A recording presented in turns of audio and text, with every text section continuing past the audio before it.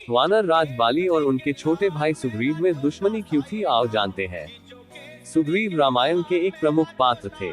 बाली इनके बड़े भाई थे। इनके पिता का नाम सूर्य नारायण और माता का नाम ऋक्षराज था। बाली और सुग्रीव का पालन शोषण महर्षि गौतम और उनकी पत्नी अहल्या ने किया था।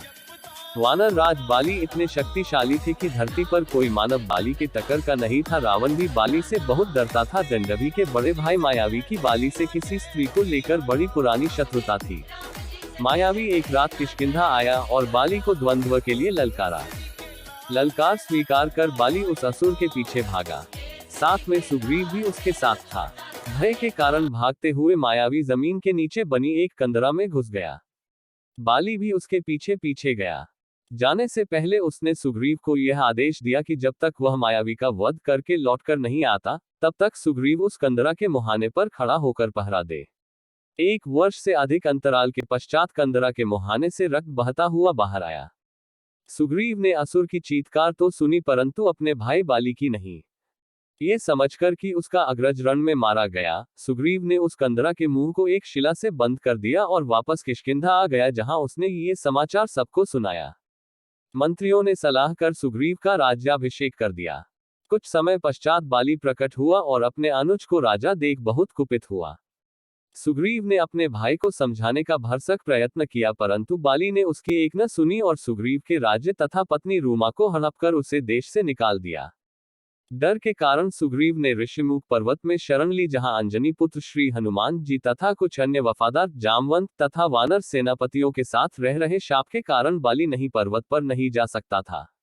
यही सुग्रीव पर श्री रामचंद्र जी से उनकी मित्रता हुई। तब वह अपने अग्रज राम के यह आश्वासन देने पर कि राम स्वयं बाली का वध करेंगे, सुग्रीव ने बाली को ललकारा। बाली ललकार सुनकर बाहर आया। दोनों में घमासान युद्ध हुआ, परंतु दोनों भाइयों की मुख तथा देह रचना समान थी, इसलिए राम ने असमंजस के कारण अपना बाण नहीं चलाया। अंततः बाली ने सुग्रीव को बुरी तरह परास्त करके दूर खदेड़ दिया। सुग्रीव निराश होकर फिर राम के पास आ गया। राम ने इस बार लक्ष्मण से सुग्रीव के गले में माला पहनाने को कहा, जिससे वह द्वंद्व के दौरान सुग्रीव को पहचानने में गलती नहीं करेंगे, और सुग्रीव से बाली को पुनः ललकारने को कहा। हताश सुग्रीव फिर से किष्किंधा के द्वार की ओर बाली को ललकारने के लिए चल पड़ा। जब बाली ने दोबारा सुग्रीव की ललकार सुनी तो उसके क्रोध का ठिकाना न रहा। तारा को शायद इस बात का बोध हो गया था कि सुग्रीव को राम का संरक्षण हासिल है, क्योंकि अकेले तो सुग्रीव बाली को दोबारा ललकारने की हिम्मत कदापि नहीं करता। अतः किसी अनहोनी के भय से तारा ने बाली को सावधान करने की चेष्टा की। उसने यहां तक कहा कि सुग्रीव को किष्किंधा का राजकुमार घोषित कर बाली उसके साथ संधि कर ले। किंतु बाली ने इस शक से कि तारा सुग्रीव का अनुचित पक्ष ले रही है, उसे दुत्कार दिया। किंतु उसने तारा को यह आश्वासन दिया कि वह सुग्रीव का वध नहीं करेगा और सिर्फ उसे अच्छा सबक सिखाएगा। दोनों भाइयों में फिर से द्वंद्व शुरू हुआ, लेकिन इस बार राम को दोनों भाइयों को पहचानने में कोई गलती नहीं हुई और उन्होंने बाली पर पेड़ की ओट से बाण चला दिया। बाण ने बाली के हृदय को बे डाला और बाली धाराशायी होकर जमीन पर गिर गया। ऐसी मान्यता है कि राम ने बाली पर जो तीर चलाया था वह एक साधारण तीर था, अर्थात राम के तरकश में अनेकानेक अस्त्र थे, जिनसे पल भर में जीव तो क्या पूरी की पूरी सभ्यता का विनाश हो सकता था, जैसे ब्रह्मास्त्र इत्यादि। लेकिन मर्यादा पुरुषोत्तम राम, जो कि विष्णु का अवतार थे और सर्वज्ञाता थे, ने एक साधारण सा ही तीर इसलिए चलाया क्योंकि बाली की तुरंत मृत्यु न हो और मरने से पहले उसे अपने प्रश्नों का उत्तर भली भांति प्राप्त हो जाए, ताकि वह शांति से प्राण त्याग मिल सके और मरने से पहले वह स्वजनों से भली भांति मिल सके। वाली के आहत होने का समाचार सुनकर तारा अपने पुत्र अंगद के साथ रणभूमि की तरफ भागी।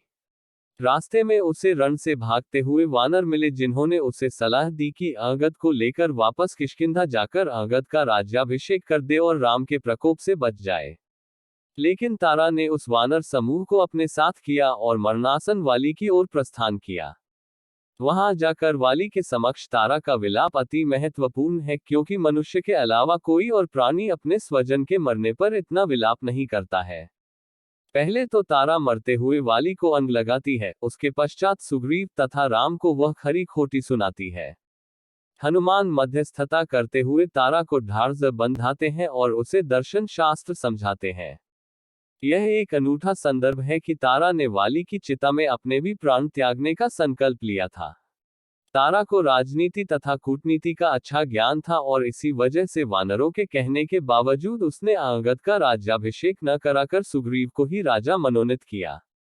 भगवान राम के आज्ञा अनुसार सुग्रीव को उसकी माता समान भाभी से मंत्रणा करके ही कोई काम करने और तारा का सदा सम्मान करने की आज्ञा दी व तारा को सुग्रीव के शासन में सहायता करने को कहा, राजमाता के रूप में।